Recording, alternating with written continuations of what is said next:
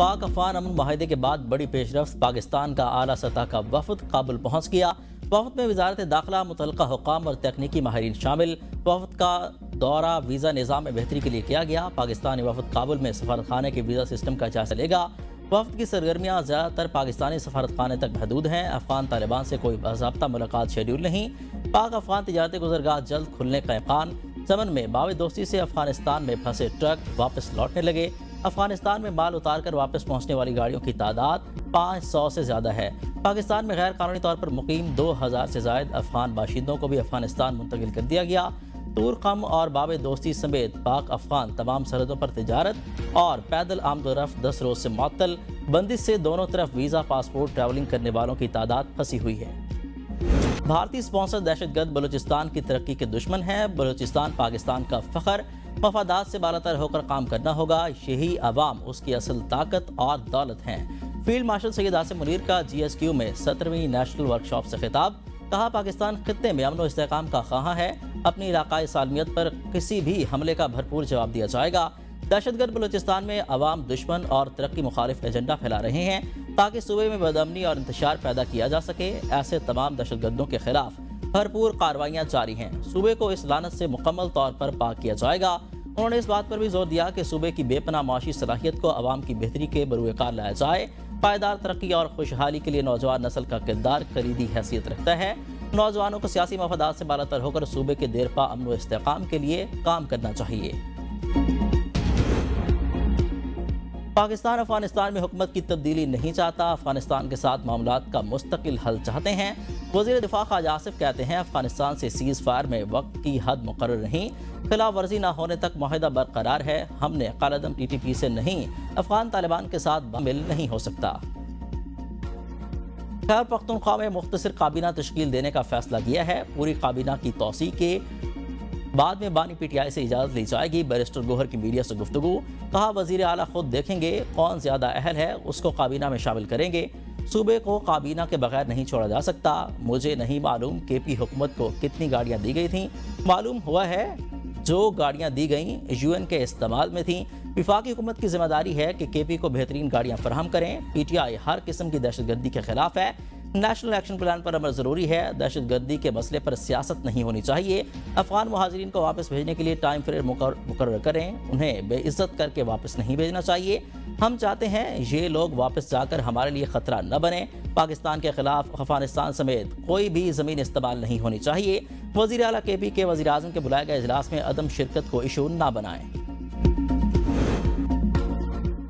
وزیر اعلیٰ خیبر پختونخوا پر ظاہر کیے گئے شکوک و شبہات جواز نہیں ہے۔ اسلام آباد پر چڑھائی کرنے والے دستے کی سربراہی سہیل آفریدی نے کی۔ وزیر اعظم کے معاون خصوصی رانا ثناء اللہ کہتے ہیں، گاڑیاں سیاسی پوائنٹ سکورنگ کے لیے رد کرنا درست نہیں، معاملہ کشیدگی میں نہیں بدلنا چاہتے۔ TLP یا کسی بھی جماعت کے متشدد عناصر کے خلاف کارروائی ضروری ہے۔ تشدد کرنے والوں کو کسی صورت برداشت نہیں کیا جائے گا۔ آئینی ترمیم پارلیمنٹ کا اختیار ہے، سپریم کورٹ کا نہیں۔ سپریم کورٹ کو آئینی ترمیم قلعدم قرار دینے کا اختیار نہیں۔ 27ویں ترمیم اگر ہوئی تو پارلیمنٹ ہی کرے گی۔ ملک میں مہنگائی کا طوفان، ٹماٹر کے بعد چینی مہنگی۔ ملک بھر میں چینی کی قیمتوں میں نمایاں اضافہ، ایک ماہ کے دوران فی کلو 45 روپے تک مہنگی۔ فیصل آباد میں قیمت میں سب سے بڑا فرق ریکارڈ، 185 سے بڑھ کر 230 روپے فی کلو تک جا پہنچی۔ اور راولپنڈی اسلام آباد میں 190 روپے فی کلو تک فروخت، پشاور میں 195، لاہور اور کراچی میں 200 روپے فی کلو تک جا پہنچی۔ عوام پریشان، مافیا کی چاندی، حکومت نے چپ سادھ لی۔ مدارس اور مساجد کے امور میں حکومت کوئی دخل نہیں دے گی، وزیر داخلہ کی علماء اہل سنت کو یقین دہانی۔ وزیر داخلہ محسن نقوی کی مفتی منیب الرحمان کی سربراہی میں علماء سے ملاقات میں ماضی قریب میں رونما ہونے والے واقعات پر تفصیلی گفتگو کی گئی۔ علماء کرام نے مختلف مسائل پر وزیر داخلہ کو اپنا موقف پیش کیا۔ وزیر داخلہ نے علماء کا موقف سنا اور تمام مسائل حل کرنے کی یقین دہانی کرائی۔ ملاقات میں بہت جلد اسلام آباد میں تفصیلی نشست کے اہتمام اور تمام جائز مسائل کو ترجیحی بنیادوں پر حل کیے جانے پر اتفاق کیا گیا۔ پنجاب میں بلدیاتی انتخابات سے نئے قانون کے تحت ہوں گے۔ الیکشن کمیشن نے دسمبر میں بلدیاتی انتخابات کرانے کا شیڈول واپس لے لیا۔ پنجاب حکومت کو حلقہ بندیوں کے لیے مزید 4 ہفتے کی مہلت مل گئی۔ الیکشن کمیشن نے حلقہ بندیوں کا کام روک دیا۔ چیف الیکشن کمشنر سکندر سلطان راجہ کی زیر صدارت الیکشن کمیشن کا اجلاس۔ پنجاب میں بلدیاتی انتخابات کے انعقاد پر تفصیلی غور، سیکرٹری الیکشن کمیشن نے بریفنگ دیتے ہوئے کہا، پنجاب اسمبلی نے پنجاب لوکل گورنمنٹ ایکٹ 2025 پاس کر دیا، جس کے بعد پنجاب لوکل گورنمنٹ ایکٹ 2022 منسوخ کر دیا گیا ہے۔ حلقہ بندیوں کا شیڈیول واپس لینے کا فیصلہ پنجاب حکومت کی درخواست پر کیا گیا۔ الیکشن کمیشن نے کہا کہ حلقہ بندیوں کے لیے دی گئی مہلت میں مزید توسیع نہیں کی جائے گی۔